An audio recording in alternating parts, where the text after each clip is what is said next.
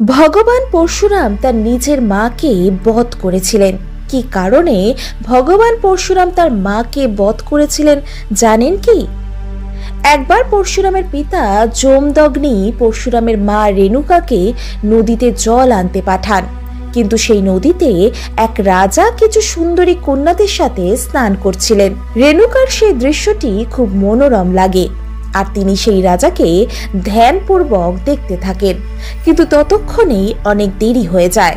আর যখন রেণুকা ফিরে আসেন তখন তিনি তার স্বামীকে বাহানা দেন, কিন্তু ঋষি তার দৈব দৃষ্টি দিয়ে সব কিছু দেখে নেন আর তিনি ক্রোধিত হয়ে পরশুরামকে তার মায়ের মস্তক কেটে নেওয়ার আদেশ দেন।